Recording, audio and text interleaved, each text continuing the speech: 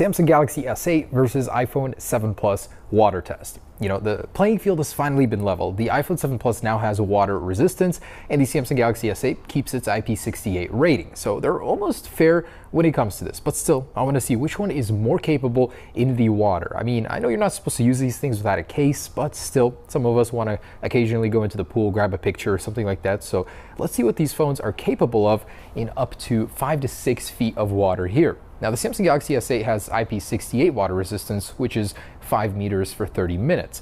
The iPhone has 3 meters for 30 minutes. So even though officially it's not supposed to be in 5 feet of water, we're gonna put it there and see what happens. So got the product red, gray, I believe. Man, these things are absolutely stunning, but how are they in the water? Let's find out. So actually, we're gonna start, I believe, with about 3 feet, so the water resistance rating of the iPhone, and then we're gonna add more water and go to 5 feet and see if the iPhone can keep up, and after that, maybe we'll go take it in the water and splash around with it. Let's get started. All right, so first things first, I just wanna play around with a little bowl here, see what happens, you know, how the water affects these devices. So the iPhone first, you know, I don't expect it to work underwater, the display, but how about this guy?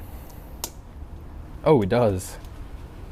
Oh no, not for me though, for random presses. Can you take pictures underwater using the buttons like usual? It actually works really well with water on its display. That's surprising. So as you can see, I got a bunch here, and it's pretty responsive with water on there. The iPhone, not so much. It's kind of giving me some trouble here. So, you know, using it with water on the display on the Galaxy is the winner here. But let's open up the camera, see what happens if we put it in the water with the camera. Oh my goodness. Okay, so let's say you want to start recording. Oh, more tutorials, alrighty. Hello, that's triggering random stuff.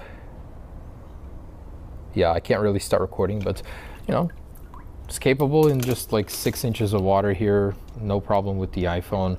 So let's jump into 3 feet and see what happens. Galaxy over here and iPhone over here. All right, so let's lower this in here.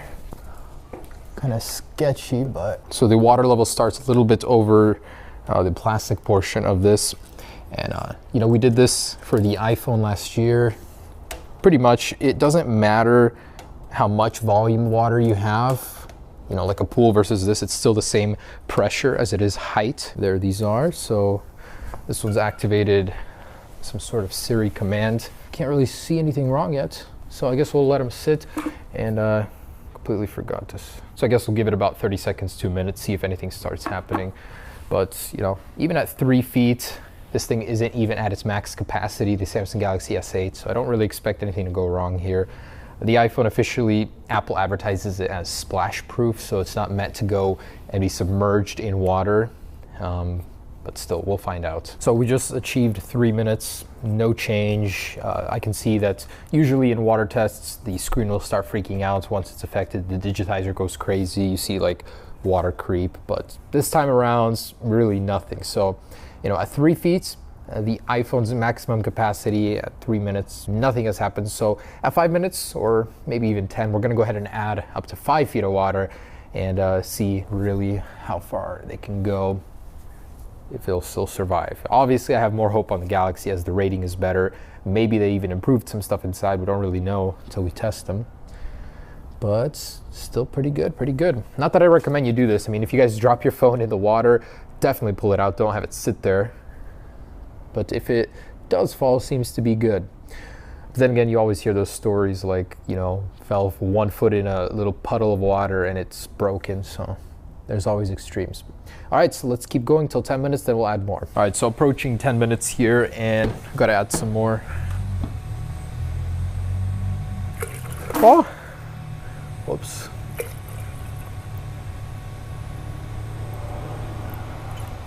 I need to go get some more water. All right, so with about 5 feet of water in there now, we've added more pressure. I don't really see any change in the phones.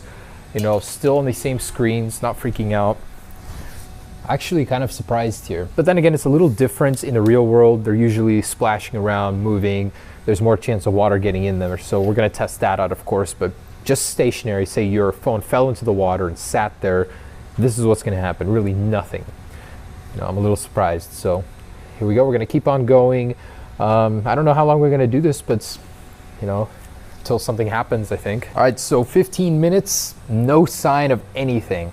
So time to pull it out, see if anything was affected. Well, this thing's like full here. All right.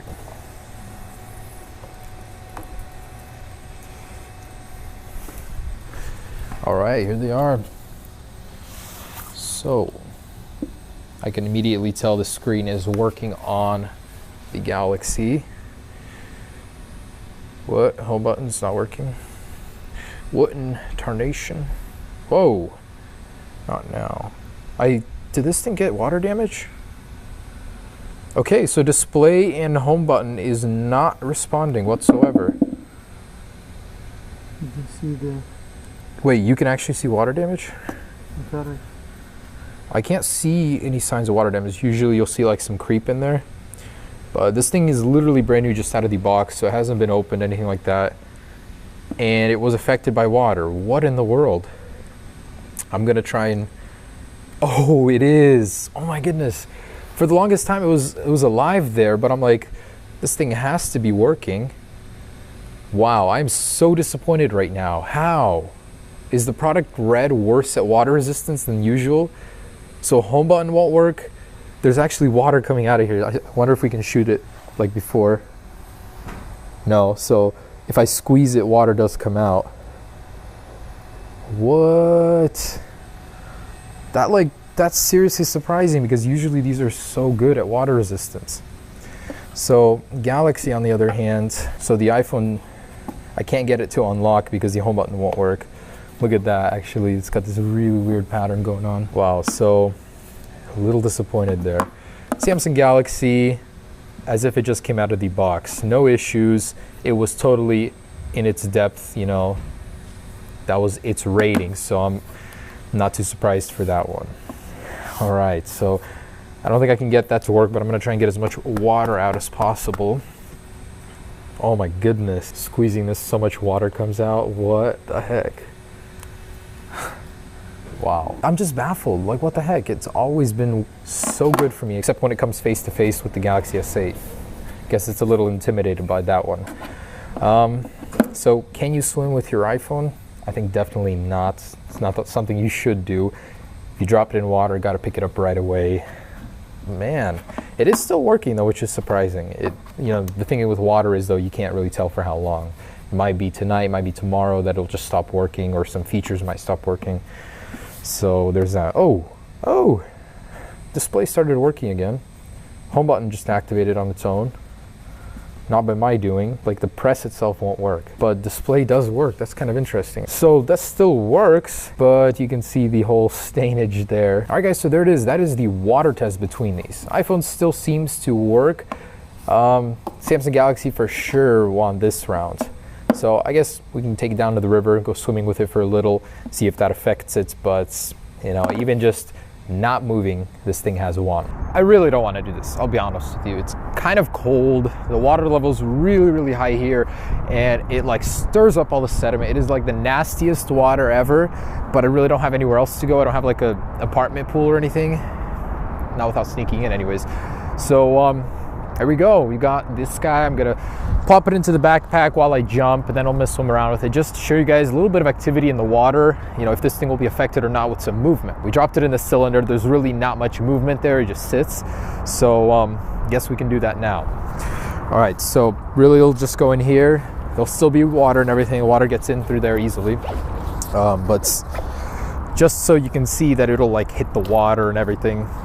Okay. Man, it is freaking cold. By the way, everyone that was saying, yeah, this is an Apple t-shirt from the campus on Cupertino. Just put a Samsung sticker on it myself. Anyways, don't watch me change, man. I'm not gonna even think about this, just do it, because I'm not gonna do it if I think about it. Let's go.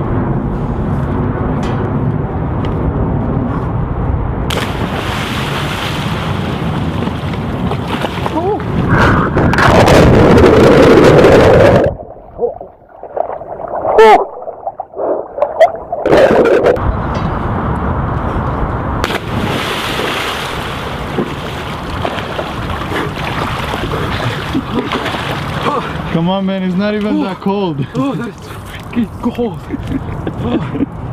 Alright, so heck of water in there. All my euros. Cool. Anyways, also in here with all this water, as you guys can see, the Samsung Galaxy S8 still working just fine. So I'm gonna start recording, jump in again, try not to get hypothermia here. Let's put it on 4K here. I hope I don't drop this. This is so thin and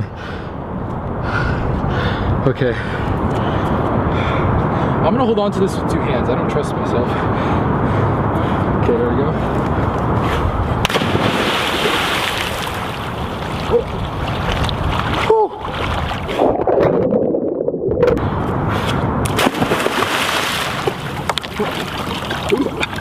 Okay. Alright guys, so there it is. The Samsung Galaxy S8 Plus. I don't want to really spend any more time in the water, but as you guys can see, it has survived pretty much everything we threw at it and everything we threw it in. So actually beat the iPhone. So it may have lost on the drop test, but on the water, this thing definitely does very, very well. So thanks for watching, guys.